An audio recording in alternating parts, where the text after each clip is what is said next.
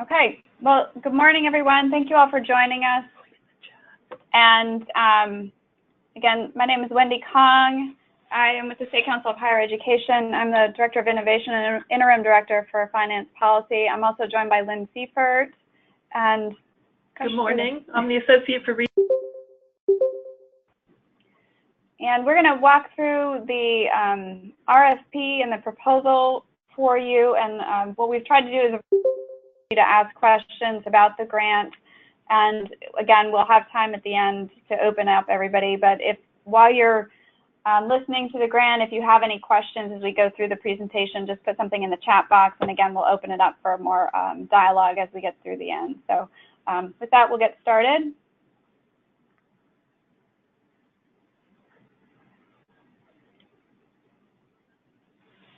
Okay.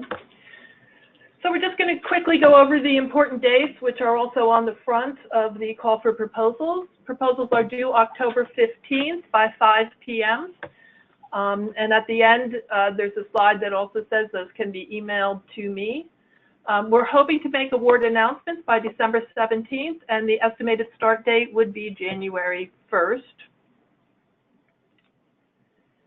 Eligible lead applicants are Virginia public institutions of higher education. This is a limited submission competition, and each institution can submit one proposal. You can collaborate and pair up and join each other in unlimited additional proposals as a partner, but whoever the lead is on each one can only submit one. The higher education centers and the institutes can participate as partners.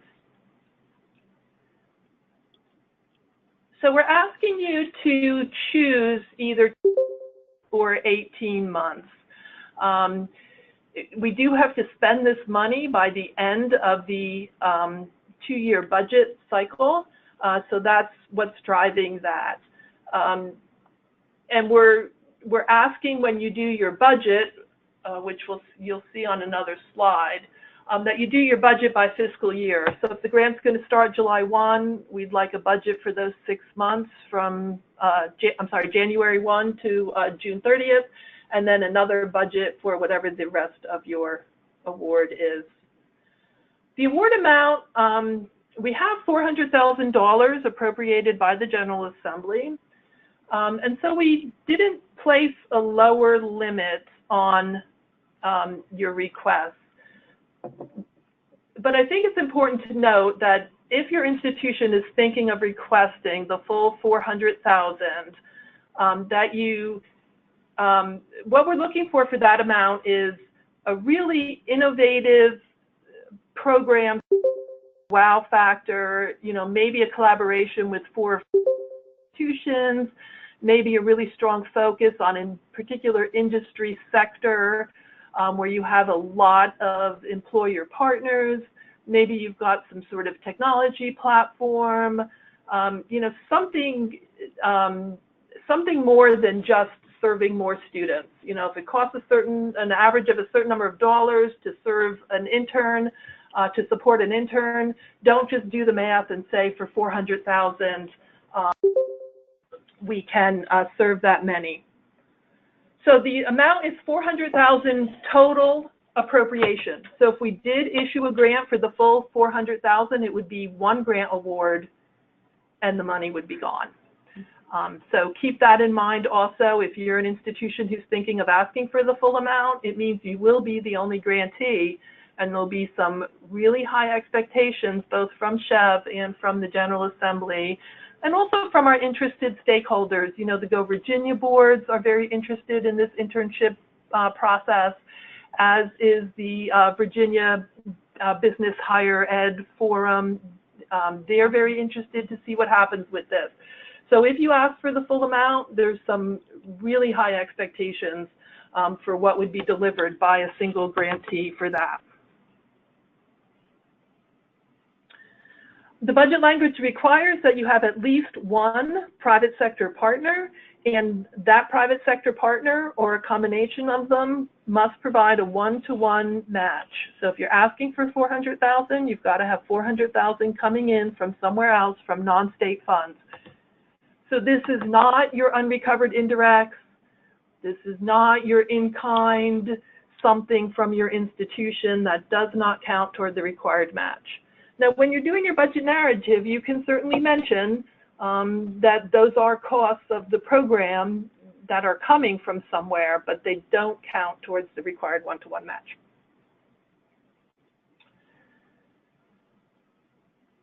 So the budget requires that you describe how you'll contribute, how you'll use the grant funds to help the Commonwealth of Virginia achieve one or more of the 5 listed goals. You only have to pick one. You can certainly choose more, and there's sort of one that's kind of a catch-all that I would assume most internship programs in general satisfy, but you can just pick one. We don't have a point system that says you get extra points for meeting 2 goals or 3 goals. So just pick whatever works for what you're doing. And then, of course, the language also uses the word innovative. Internship programs are expected to be innovative. We had a big discussion here at SCHEV about what innovative means, because there's a huge amount of evidence out there about what works for internships. It's not as though they're broken and we need to design something, a new way to do internships. So we talk about innovation that could be perhaps something that's new to your institution, maybe a new program that hadn't used experiences before. Maybe you have some new partnering entities that are innovative. So think about the word innovative kind of broadly, and it's innovative for your institution. Then, of course, you should incorporate the best practices, contribute or align with the Virginia Plan for Higher Education, and overall, the overarching goal, of course, is for the Commonwealth to be the best educated state by 2030. So these are the goals, and the reason we're sort of highlighting these is because the budget language didn't give us a whole lot of direction in terms of exactly what we're supposed to do, but it was pretty clear on the goals that the General Assembly is trying to meet. So they're the designated workforce needs. So you could choose to propose internships in the demand occupations published by the Virginia Board of Workforce Development, or the Governor and Chief Workforce Development Advisor have been talking about the HITS, which is healthcare, information technology, trades, and teachers. So you target your internship program to those workforce objectives. Go ahead. You could also choose Goal 2, which is the research and commercialization sectors. These are still a little bit under development by the Virginia Research Investment Committee as part of our study, but the study that was published in January did highlight cybersecurity, integrated networking, communications and data analytics, systems of systems engineering, and life sciences with a focus on personalized medicine, genomics, bioinformatics, neuroscience. So you could pick Goal 2 and try to do your internships in some of these areas. Go ahead. And then, of course, are the Go Virginia Regional Growth and Diversification Plans. Regions have identified workforce needs and other needs. You can look at your region's Go Virginia Diversification Plan and see if there's anything in there that you would like to align your internships with. Goal 4 is kind of a catch-all. Enhanced job readiness, valuable workplace experience as a member of a team. So I would think that pretty much any intern experience would have this. So if for some reason you're unable to pick any of the other ones, you could pick this one, or you could pick this one in addition to your other ones if you're going to have a particular focus on team experiences. But really, Wendy, would you agree that internships in general address that goal? It would. I mean, again, on this piece, I think, as Lynn was mentioning earlier, that the combination of innovative. So, if it is internships in general, there's something new that's part of this that you're really thinking of. So, if it doesn't fall into the demand area, perhaps it's, students in certain program majors that have been less likely to find jobs, and you're looking at something new for them, and that would meet that goal. And maybe it's not a demand area, but if they're interested in that major but still need to get a job, being able to provide some work experience for them. Very good, thank you. And then the last goal is reduce the amount of loan debt without lengthening the course of study. This one isn't as clear to us as exactly what kind of internship might address this, except for the fact that paid internships would certainly help. And so we're, I think there's a lot of evidence out there about paid versus unpaid internships, and we are requiring that the internships be paid. So this is the basic contents of the application, which is pretty much the same as a lot of other grants that I'm sure you've worked with. We've got the points on there, and if you go through the call for proposals, you'll see in the project description there's some bullet points that we'd like you to address. I think we already talked a little bit about the budget and the budget narrative in terms of the one-to-one match. Your budget narrative should include how you're going to spend those matching dollars, in addition to how you're spending the grant money and where those matching dollars are coming from. And feel free to mention any other leveraged resources that are going to be expended during the grant period, but that aren't necessarily part of the grant money or the matching money. So the last line on there is the impact points. And we structured it this way because there's a lot of difficult to score aspects of this. And just going through the parts of the proposal and awarding points for each section, sometimes those end up being more compliance points than a real wow factor or a real analysis of the entire package. So the impact points are things that were difficult to score individually in the individual sections.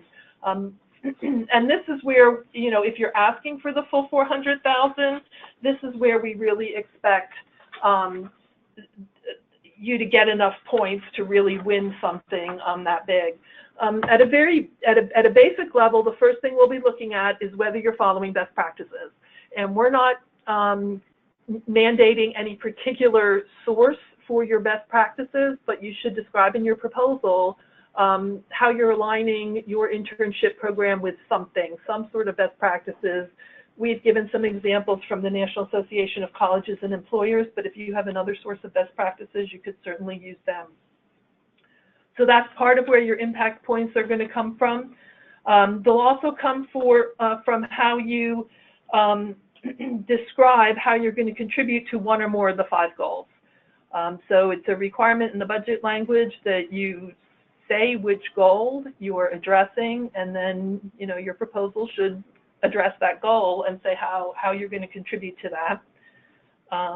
We'll also be looking at how you describe what's innovative about your proposal. What is it that's different or has a little bit something that's new for you? And then also we're looking at the alignment with the Virginia Plan for Higher Education and the goal for Virginia to be the best state by 2030, best educated state.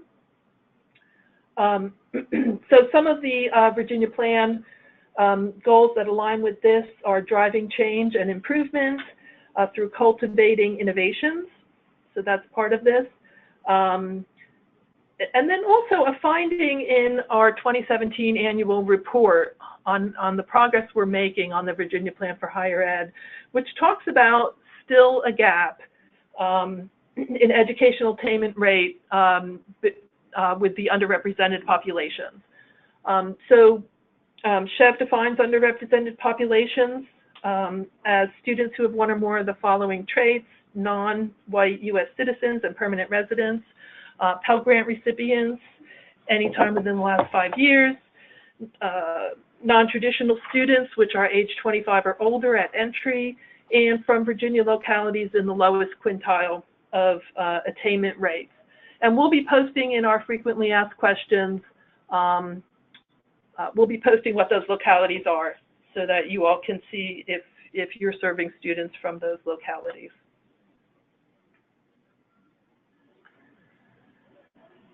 Applications should be submitted to me by email. If you could just put in the subject line internship grant or something like that so I can pick it out of my email stream, that would be great. Please send them by 5 p.m. on October 15th. I'd love it if the main part of the proposal could be in PDF, and it's fine to send your budgets in Excel. That works for me. If it works for you, that's fine too. That's the end. Okay, so the review process will be, we'll review for compliance with the instructions and make sure all the pieces and parts are there. We'll also have some external reviewers who will help us review and score.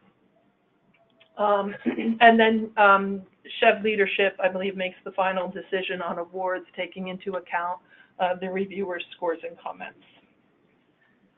So that's all we have. Do you have anything else to add, Wendy?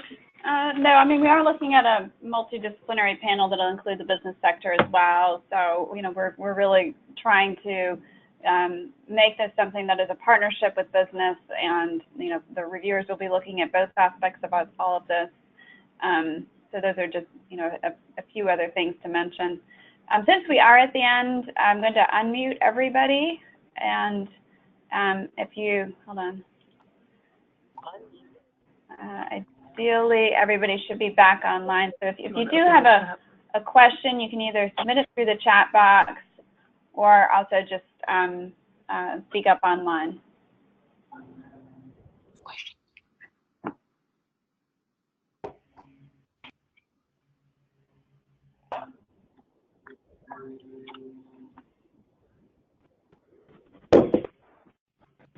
Well, I can't believe there are no questions. Somebody must be interested in some aspect here.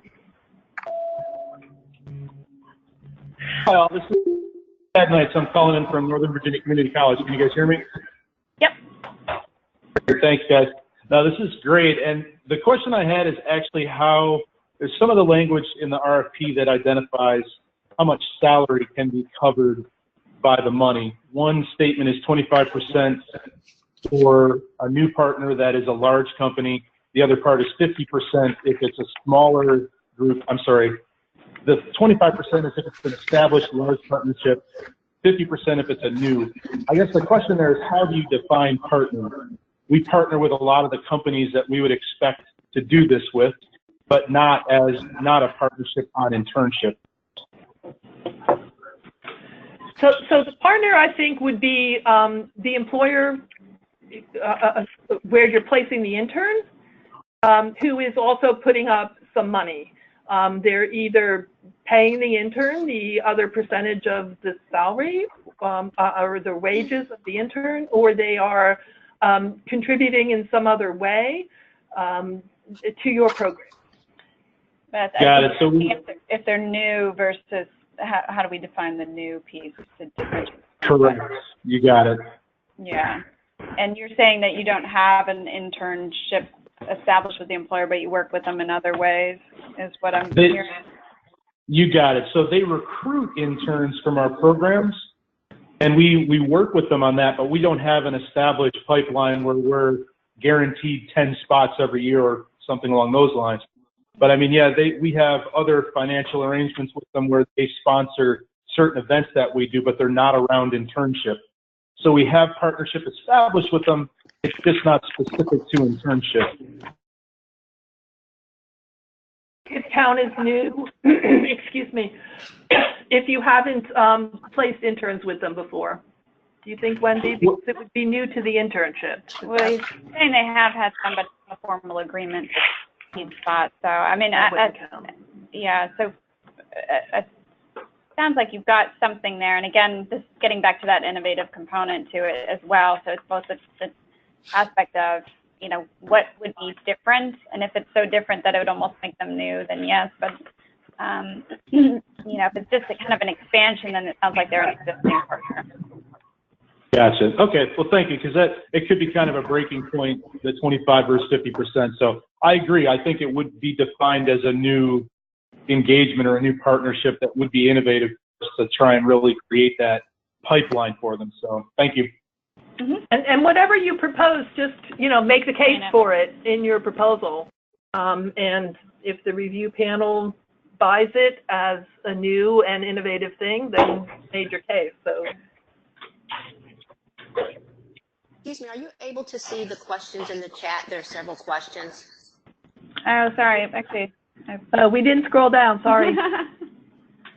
Okay, so first one up, clarifying the one-to-one match. Is the match related to internship wages, or is it a match for everything, student support and internship program, close allowance? Yes, so the match could be anything. It has to be from the employer. Excuse me, it has to be from the employer partner, but it could be other things other than the wages that are paid to the intern. So it does, this is Lisa from Old Dominion. So related to the one-to-one match, it doesn't have to be, let's say if we were, if the program cost $100,000, we're not expecting the employer to match the entire $100,000. We can identify parts of the program where we expect a match. For example, the internship wages, if it's a 50-50 deal related to wages, would that be sufficient in meeting that match requirement?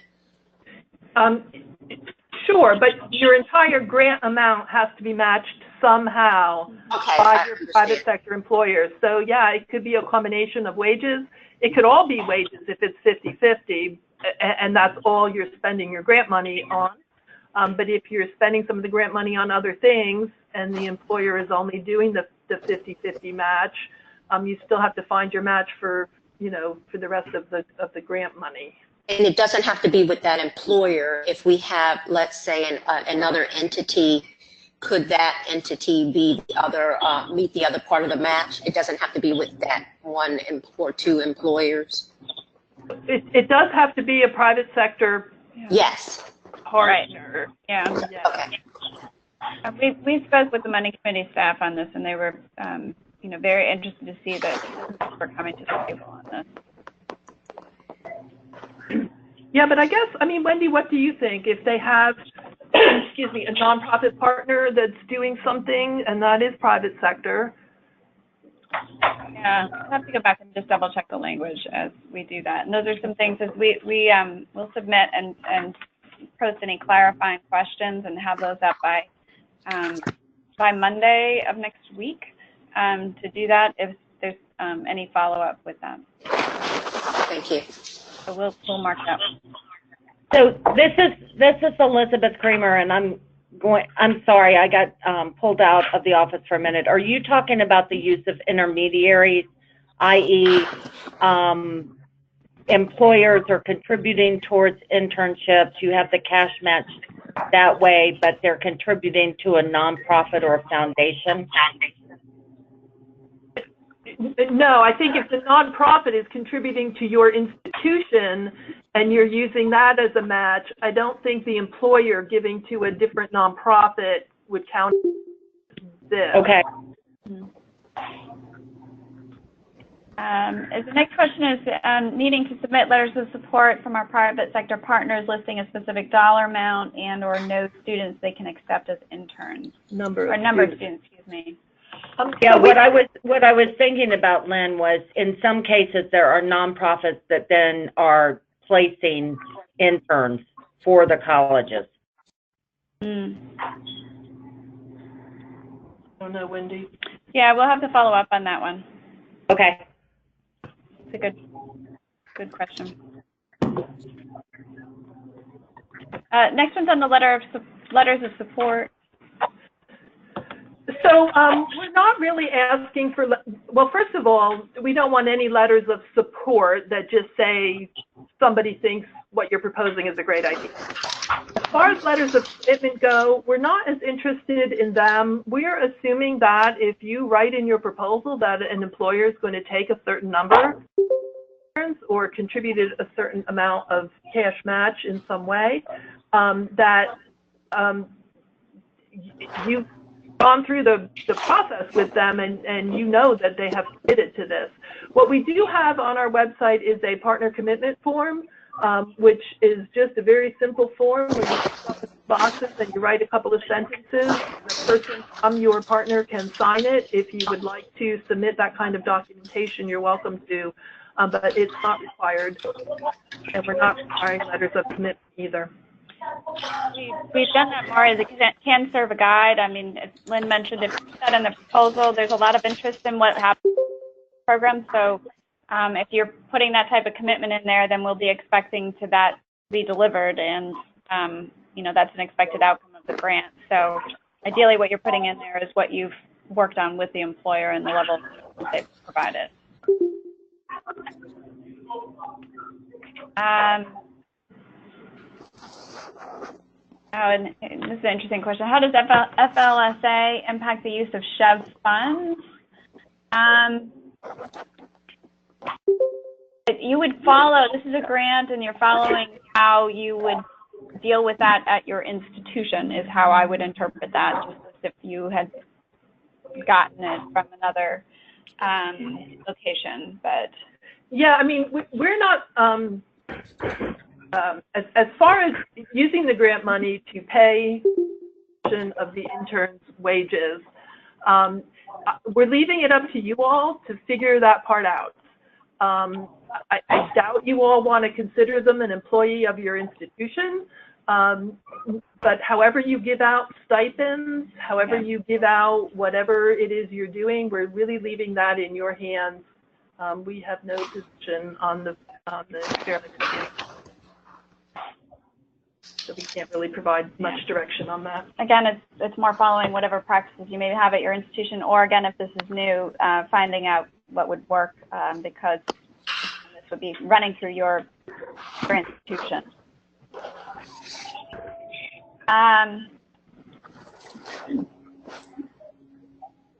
Another question that came up is the clarification on one grantee award for $400,000. Is there only $400,000 in the full allocation that we had over the 2 years is $200,000. 200 per year. Per year, so 400 total. It's a combination.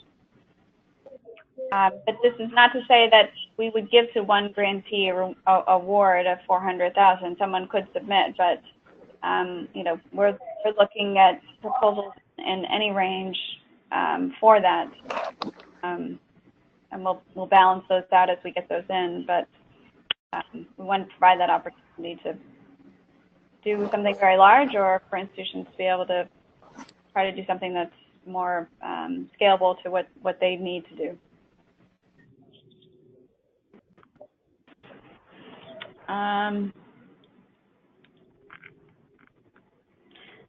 There's a question about internships expected to be during the school year, summer, or both. However you want to propose it is fine with us.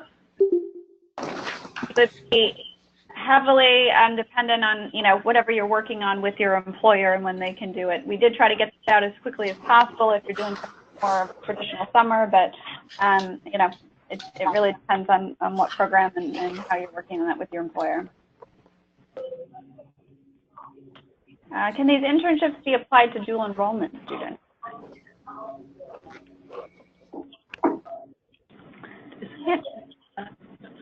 Yeah. Well, I don't know. I'm not sure why not, but we'll double check and get that as an answer too. Is this webinar being recorded? Yes, it is. Okay. It's being recorded, and we will post it. So I'll let you know the link at the end of this as we finish up. So we've got another question: are the internships restricted to undergrads only, or can it be used to cover graduate student internships? There was no specification to do undergraduate or graduate. Given that some of them talks about sectors, you could have a targeted sector that deals with both undergrads and grads to address a targeted sector. So, you know, it depends on how you're looking at it and putting it together to be able to do it, as long as it's still kind of aligned with those big goals that are listed at the beginning. Then it can serve those areas. I think the main question, main thing to think about on all of these is, you know, how does it align to those larger goals and, you know, kind of the newness of all of it. How is it addressing some sort of need? that's at your institution, at your region, or statewide. So really thinking about, what problem are you trying to address by doing this, because that's where that new and innovative component is really coming into play. And the problem you're trying to solve with this could come from the employer. What do they need? What are they not getting right now? Mm-hmm. And what would meet their needs? Those are all the questions that were in the chat box. Are there any other questions that some folks have not asked through the chat box, or just want to ask online?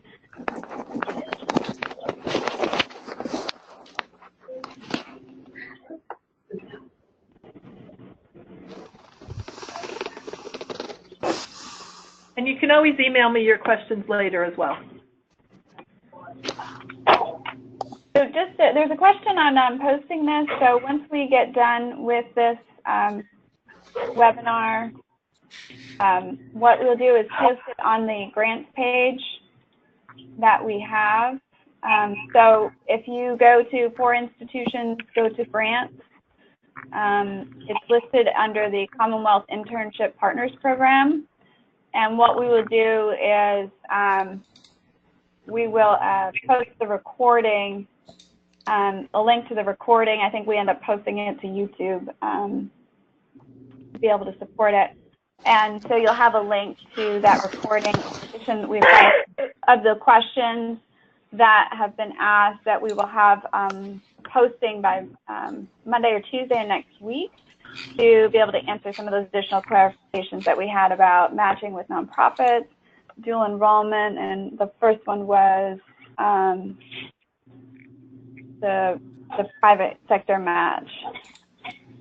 So we will work on those. Any other questions before we finish up? This is Lisa from ODU. I have been having problems downloading the call for proposal document. On the main page? Yes. Mm-hmm. I can send it to you in your email. Email me. I can respond. Oh, what is your email? Oh, I see your email address. I will send you an email. Yeah. I just pulled it up, but it may be something happening with yours, maybe a firewall issue or something. If anybody else is having that issue, again, on the main page, Lynn's email is there. Yeah, I'm happy to email it to anyone who's having trouble. I'll double check it with someone else outside of SCHEV just to make sure that universal.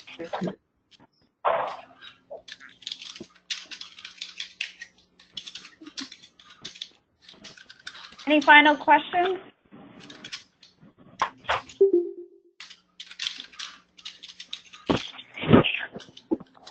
Okay, well, thank you for joining us. We appreciate your time today, and thank you for those questions. We try to brainstorm as much as we can on all the potential questions that we're going to have, and sometimes there's ones that we don't cover, and these are the few that you've mentioned, so we will get back to you in terms of response for those. And we'll have the recording up. I'll see if our web person can get that up as quickly as possible, and hopefully it'll be by the end of the day or tomorrow for us to post the recorded. So questions really next week. Thank you all. Thank you. Thank you.